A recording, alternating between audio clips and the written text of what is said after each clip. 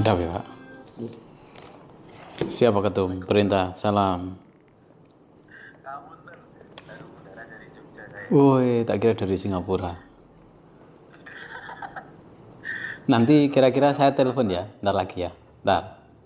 Siap. J.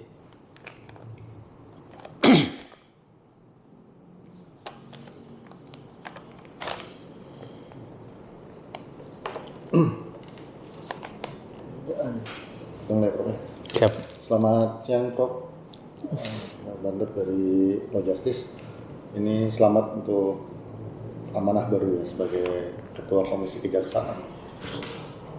Yang menarik ini dari Prof. Puji ini adalah Prof ini kalau tidak salah dan saya yakin benar sebetulnya guru besar hukum termuda pada saat dilantik. Pada saat itu ya. Iya. Apa ya? Ya dosen ya, khususnya karena dosen itu kan punya perjalanan masing-masing. Dan semuanya sebenarnya kan bisa direncanakan. Cepat lambat itu sebenarnya hanya soal direncanakan atau tidak. Kalau pinter, semua dosen kan pinter ya. Nah, saya kebetulan yang merencanakan cepat saja. Nah, mungkin teman-teman dosen yang lain yang merencanakan nanti begitu. Ini tiba-tiba dari dosen menjadi Ketua Komisi Kejaksaan ini itu ada ceritanya gimana? Saya kebetulan mengajar S1, S2, S3 di UNS ya.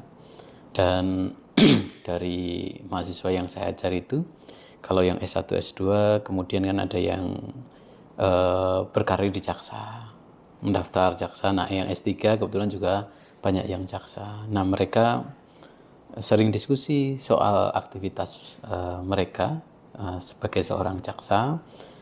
Terus kemudian ya salah satunya adalah bagaimana menjadi jaksa yang profesional dan segala macam itu. Nah, ujungnya adalah dibutuhkan kan pengawasan internal yang solid dan pengawasan eksternal yang juga solid. Nah, terus dari diskusi itu saya kemudian juga tertarik untuk kemudian kayaknya menarik juga untuk kemudian ikut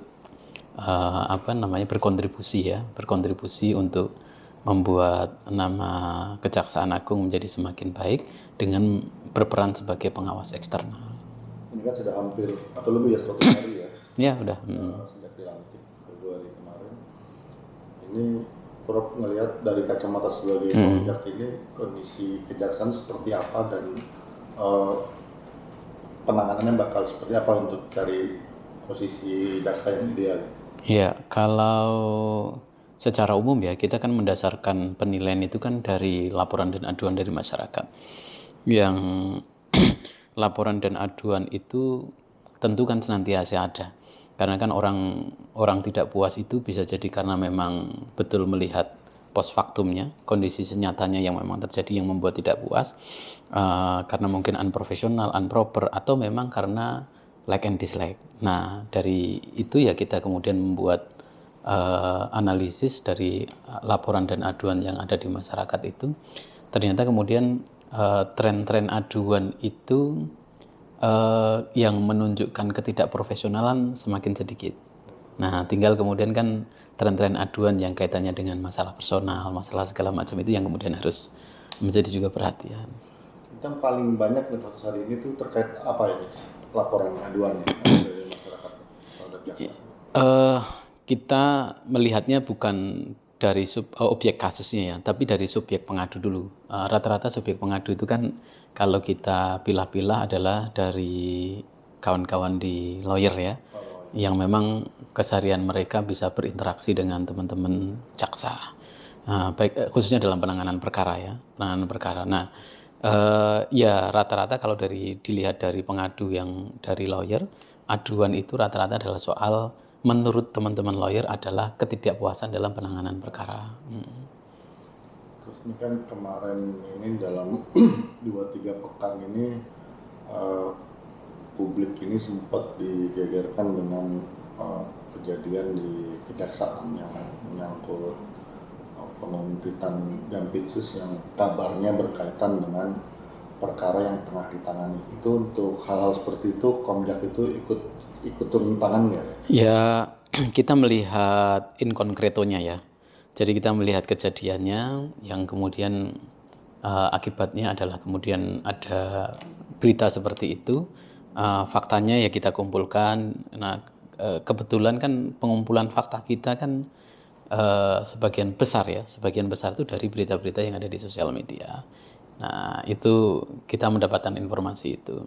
Dan alhamdulillah kita bersyukurnya ya memang sudah ada kemudian pertemuan antara Kapolri dan juga Jaksa Agung yang menandakan memang perkara close kan berarti. Nah ini kan terlepas dari yang tadi itu, nih saat ini kejaksaan menangani sejumlah kasus, terutama ada 2 yang menonjol terkait Timah dan Antam itu yang selain jumlahnya besar juga melibatkan subjek-subjek yang tergolong besar juga. Ini dari Komjak membuat tim khusus atau ada penanganan khusus nggak untuk mengawasi penanganan kasus? Kalau yang kasus Timah kita secara khusus memang ada tim ya. Kita terjunkan juga ke Bangka untuk mengecek kondisi realnya. Bahkan dari sana kita ada temuan-temuan. Salah satu dari rekomendasi temuan itu adalah kan hitungan terakhir termasuk dari BPKP ya. Dari BPKP itu kan hitungan terakhir kan kerugian sampai 300 triliun. Nah, 300 triliun. Sementara kemudian kita membandingkan dengan barang-barang yang kemudian disita. Nah, kita ketika itu masih menghitung 271 triliun dengan barang-barang yang disita. Nah, kita sampaikan jangan sampai kemudian barang-barang disita itu tidak sebanding dengan angka kerugian 271 triliun. Mungkin sebagai amplifier berita bagus, misalnya menyita tas Hermes, menyita arloji mahal segala macam, tapi itu kan hanya komoditas berita. Nah, kita kemarin memberi masukan juga kepada Jampitsus untuk menyita aset-aset yang bernilai besar. Nah, yang bernilai besar itu selain aset-aset yang mungkin tidak bergerak, yang penting juga adalah usaha mungkin kan. Nah, itu kita kasih masukan ke. Nah, ini ada satu lagi isu yang bukan isu, karena sedang hangat ini kan sebenarnya terkait dengan pergantian kabinet sekitar Oktober itu kan juga artinya ada pergantian juga dalam posisi Jaksa Agung. Nah ini dari Komjak ini ada sikap khusus atau ada perlakuan khusus nggak untuk menghadapi suksesi ini Jaksa Agung? Ya, kebetulan kemarin selama 2 hari kita melakukan upgrade di kelompok kerja kita ya. Nah, salah satu kemudian pembicaraan yang kita lakukan dengan para komisioner itu adalah juga menyikapi kasus itu. Nah, nanti mungkin hari Kamis besok atau kalau enggak Senin depan itu akan kita plenokan. Nah, kita plenokan yang ujungnya memang kita akan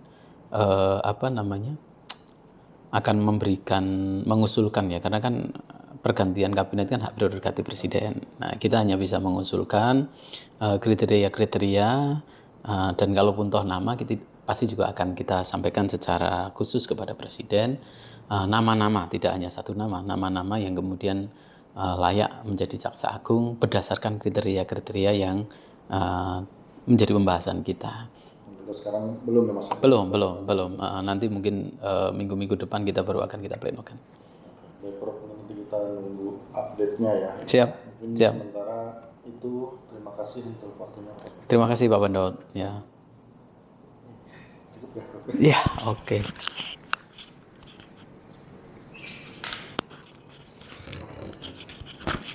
Lo tinggal di mana Pak Bandot? Saya di daerah Matraman, di belakang stasiun Jatinegara. Jatinegara ya.